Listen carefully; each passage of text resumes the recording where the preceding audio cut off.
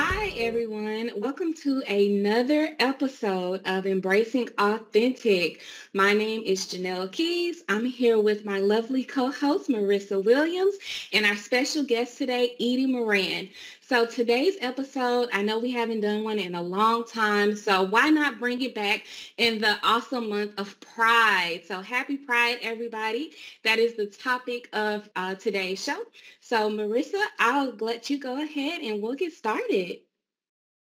Yeah, happy Pride. I know we're all excited about this month, and thank you, Edie, for joining us and speaking with us this morning. So I think we all just wanted to kick off and really talk about what Pride means to each one of us. Edie, if you don't mind going first, we'll shift it to you, and then Janelle and I will kind of say what Pride means to us as well. Absolutely. Well, I think pride's really important. Pride is really important to me because it's historical.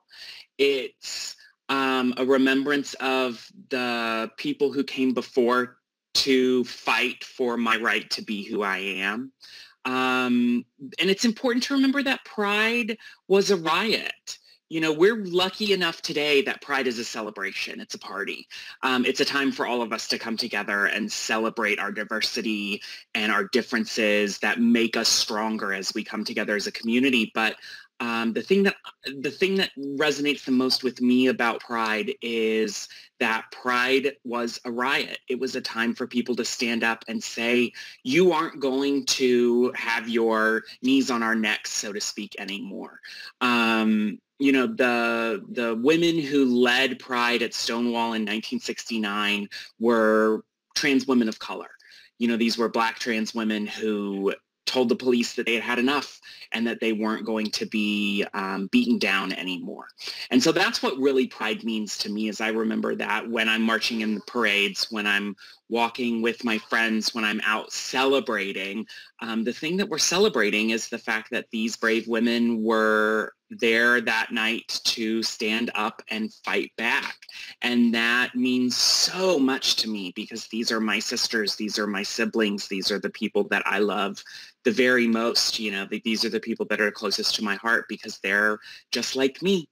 And Pride is so important because it reminds us that the fight isn't over, right? Like, we can take a moment to celebrate and to party here in the month of June, but that we have a long way to go.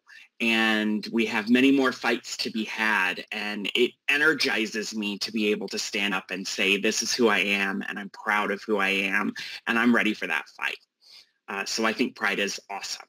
It's just awesome. Thank you for sharing that.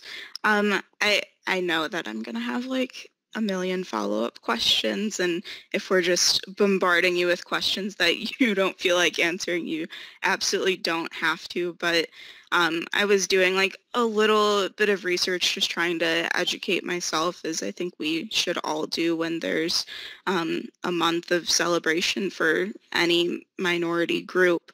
And I kind of saw a lot that said that Black trans women were the least represented of the LGBTQ plus community. And I find that very interesting that they're the ones that started it and now they're the least represented. And I'm just I wonder how you feel about that. You know, it makes me incredibly sad, profoundly sad, because these women back 50 years ago were the ones who began liberation for all of us, for whether you were white or Black or male or female or trans or cis or gay or straight or lesbian or whatever, however you identified. These were the women that were brave enough to stand up and say enough is enough. These were the women that were strong enough to fight, to literally fight with their hands against an oppressive system, against an oppressive regime that was trying to destroy them, to exterminate them. And I really think that these are the women that we should celebrate the most. And these are the women that we don't talk about enough.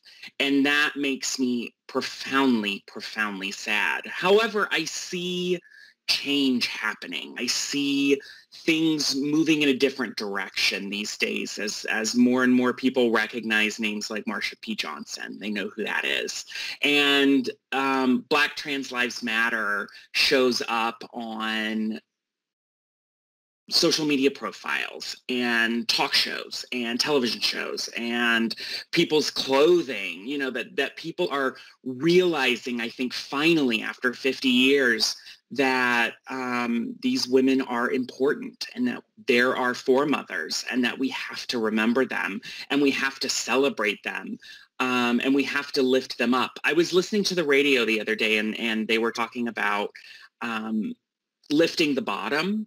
And this idea that if you lift, especially Black trans women, to the top of social equity, of economics, of social justice, of any of these issues, if you lift Black trans women to the very top, then that's going to lift all of us along with them. And so that's kind of been the big part of my reckoning with Pride this year, is this idea that I not only need to celebrate, but I need to make sure that I'm lifting the voices of my siblings that no one hears, that I'm using my position of privilege and power to lift up those voices. And that becomes, kind of like my mantra as we march into the next 50 years of Pride. I love it. Edie, I have a question. So education really is a big point of just learning more about anything, whether it's a celebration, anything in our history. And I have to say, what I learned about Pride did not come from any book. It came from me watching Drunk History on Comedy Central, where I saw the reenactment of the Stonewall riots, or RuPaul's Drag Race, where I've watched every single season and I love it. And I learn more and more each day. And then, special people that I follow on social media. So with that, we don't learn about Pride and gay rights and the LGBTQ plus community in our school system, even when we get to college. So how do you think we can, as an individual, how can we educate others to learn more about just the community in and of itself, what should we watch, or, if social media is a true representation. So just how do you think we can better educate ourselves and those out in the community? I think it's interesting that you bring up social media, because I think that's such a beautiful place to start, is those likes and upvotes on Reddit and plays on TikTok, and making sure that we're watching what people are doing, the ways that they're representing themselves is a huge way to interact with the community. Just being able to say, wow, I really love this content that you posted, for someone who is part of a underrepresented minority group, I think is a great place to start. I think the other thing too is talk to people. At this point in 2021, we all know a queer person, an LGBTQ plus person, a trans person. We all know someone, so talk to them. Don't expect them to be a monolith and be able to explain everything about their community, but hear them, listen to them, and learn from their experience. And this hasn't changed in the 40 some odd years of the internet, but read. Pick up a book and read. There's amazing memoirs of the HIV/AIDS crises out there that you can read. There are so many amazing books about being trans, about being a Black trans woman, about being a queer person in American society today, that you can really learn a lot just by doing your own research. And then the other best way to help support this community, to learn about this community, is to vote. And I think that is such a huge part. I talk to so many people that are like, oh, I don't vote. It doesn't really affect me. I don't know what's going on. And my response is always, wow, I wish I was able to say that. I wish I was able to say that voting didn't affect me. Because what people are doing in the state capitol downtown at City Hall and in Washington it's affecting me in my everyday life. My ability to get healthcare, my ability to have a family, my ability to just identify as myself and have my driver's license or my passport reflect that identity. It all matters so much. So I think if you can take a moment to look on social media and see what's going on with your contemporaries, read the history so that you really know what happened, and then be excited about voting so that we know what's going to happen tomorrow, so that we can shape tomorrow to be even better. Yeah, I think you bringing all of that up really made me think of like the thought that I had to put into of like, what does pride mean to me? And like, what do I do during Pride Month? And like, I don't know why it took me so long to think about it, because Black History Month was just a few weeks ago, and like that's a month that represents me and who I am, and like it was so easy for me to be like, if you want to be a good ally for Black History Month, like do these 5 things. But then when it came to Pride Month, I was like, I don't know, like how does this affect me? Like what does Pride Month mean to me? But I think when it came down to it, it was really easy. Like take time to, like you mentioned, listen and learn and read and just do better, because I think as an ally to the LGBTQ plus community, like that's the minimum that we can do is learn and try to do better. And we're not always going to be perfect, and we're not always going to say the right things or step in at the right time. And I think it's important for people to know that it's okay that you don't know all of the things, but if someone from the LGBTQ plus community corrects you on like use of pronouns, or an ally corrects you on like use of pronouns, then just take that and say, okay, and then move on, you know? And I don't know if that's the right way to approach that, but like that's what I've tried to practice the past couple of weeks and over the course of the last year, I would say. So I think we just try to do better this month as allies. Do you have any recommendations for how to be a good ally, if that's the right approach, if that's the wrong approach? I'm open to advice for sure. No, I think that's absolutely the right approach. And pronouns, I'll just say this about pronouns. Pronouns are hard. It's hard to internalize difference. It's hard to think about words in a way that doesn't come naturally to you. You know, that you want to say, you see a person and your brain says one thing, but your mouth needs to say something else. And so when you mess up, which I do all the time, I think it's really good to say, thank you for correcting me. That's important. I want to get it right. You know, something like that, as opposed to saying, oh my gosh, I'm so sorry. Because when you say, I'm sorry, you're setting someone up to say, oh, it's okay. And it may not be okay. It may be the 15th time today they've been misgendered. It may hurt just as much as that first time early in the morning, you know, and it's the end of the day and they've heard it 17,000 times. Say thank you. Recognize what's going on, and offer a bit of support. And the best way you can support someone is to make it clear that you see them, you hear them, and you respect them. And that's something else that Pride reminds me about, is that other people's identities are not there for me to understand. They're simply there for me to respect. And that is a huge part of pronouns, is that you don't have to get it. You don't have to understand it. You don't have to like it, but you got to respect it. And it's such an easy way to show respect. When you meet someone, it's so nice to meet you. My name's Edie. My pronouns are she, her. What are your pronouns? And just to show that little bit of respect, to show that you actually do care. And then what that does is it normalizes pronouns across all interactions, so that people are able to say, you know, my pronouns are important, your pronouns are important, and it's important for us to get this right. because we want to be respectful, and we want to stand arm in arm with our siblings and make change in this world. And that change, although it can happen on huge scales, like in Washington, D.C. with Congress and legislation, it can also happen on really small scales with everyday interactions. And I think when it comes down to it, that's what pride is about. It's about change. It's about making a difference and creating a better world for all of us.